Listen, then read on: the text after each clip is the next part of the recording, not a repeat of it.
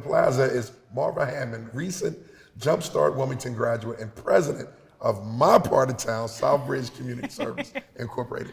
Marva, thank you for joining us. Yeah, thanks for having me this morning. I'm excited. I'm excited too. JumpStart graduate. I know. What does that mean for you, Miss Developer? Geez, so JumpStart is an amazing program. And what it does is give new developers the education, resources. Nice. It's very organically done. There's mentoring and there's financial opportunities for developers. And so it's an amazing program. Nice, Yeah. nice. Now, when did you graduate? I graduated, I believe, in 2021. The funny thing is, like, I kind of kept putting off doing it. Right. And, I started this Southbridge Community Services project, and I've kicked myself like 100 times saying I wish I had known what everything that I learned in the program prior to starting the project, so. Yeah. What made you want to become a developer? Oh, I did not want to become a developer. My dad kind of called me. So I am a housing counselor at heart. I've been a housing counselor for many years. Okay. And I've always been in the housing industry. And my dad called me, it was in 2019, and he said, I am really concerned at the lack of affordable housing. And he was like, there's all of these places that say that there's affordable housing, but they're really not truly affordable for folks to move into. Yeah. And I want to do something about it. And he was like, stay tuned, I'm going to call you, we're going to figure something out. And so in 2020, he bought this horrific blighted building in Southbridge. It used to be a factory. Where? On the corner of Heald Street and C Street. Roger that. Yep, so it's right across from Henrietta Johnson, but it was a horrible building, just falling apart. A lot of people said we should have just torn the building down and started fresh, but my dad's a firm believer in, reuse. Right. And the building had history, so that kind of forced me into development. We had no idea how long it was going to take or what the steps were. And again, had I taken the JumpStart course prior to acquisition of the building, I would have had a better understanding of all of the challenges that we would face potentially. Right. Yeah. Marvin, what was the most valuable lesson you learned during the program? I'm going to say the best thing for me about the program was the relationships that I made. So when I had challenges, things that I didn't know as a new developer, and again, we jumped into a project. This wasn't like an easy flip where you're buying, a single family home and, you're flipping it and you're, putting in, minor things. This is a multi-use building. Right. There's 10 efficiency units. And so with that came all of the regulations that the city has, the county has. And so the relationships that I made through JumpStart and the mentorships that I made things a lot easier for me because I was able to reach out to those individuals when I didn't understand something that was happening. Yeah. What is the impact that you're looking for in the future? That you're looking to just say, I'm a woman of color, I'm a developer, I'm here to stay. Yeah, so again, for me, housing, safe and affordable housing opportunities is a right. It's something everybody should have. Right. Specifically, Black and brown people have barriers to this, whether it's the financial portion of it, whether there's regulations, whether they don't know what their rights are. So for me, getting into this has really given me an understanding of the need for more affordable housing. And as a developer saying, what, I really believe that making money is important, but I also believe that valuing people and giving them a safe and beautiful place to live is important. I've made these units beautiful. I was jealous. I don't have soft close drawers in my kitchen at home, and these units are amazing. They have everything. And so, folks that are exiting out of the Hope Center that will be moving into these can feel a sense of pride because they now have a place to call their own.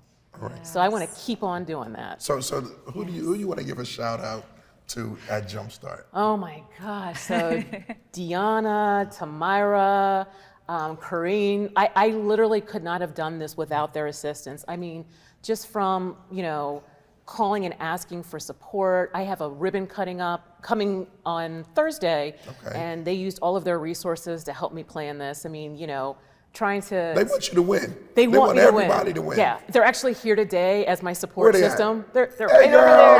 there. Don't mind, well, just come and wave so people can see your face. Yeah, they didn't know they were going to be on TV today. Yeah, just come in so they can see your face. Introduce them real quick. Yep, right there, So perfect. this is Tamara. This is Deanna. Oh, come on this side. Come on this side. Come a little closer. Yeah, there we go, perfect. So, and they've been amazing. They've given me all of the supports I need. Deanna actually saw me at a community event in Southbridge, and she's like, Marva, why haven't you signed up for the course yet?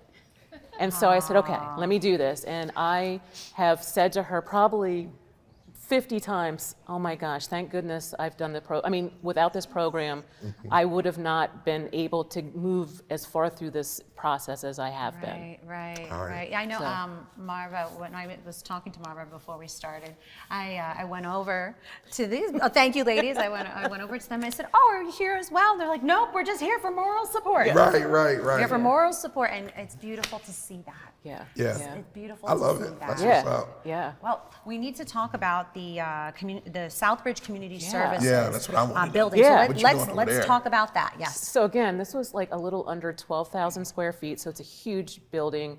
For many years, it was being run like legally or illegally as a specific businesses.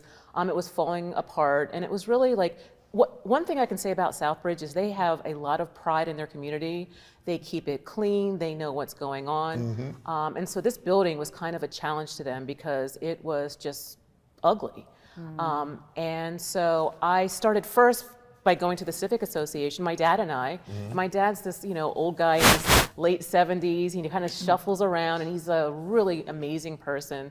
And we went and we presented to the Civic Association what our vision was, because we decided that we weren't going to operate in a space where we weren't welcome. Right. And for me, there's developers that come into communities and they don't share with the community what they're doing. So we shared, we got their input, what they wanted, what they were interested in. And we had to go get a zoning variance, and many members of the community showed up at the variance hearing to show their support. So what we've done is we have a multi-use building. There's 10 efficiency units.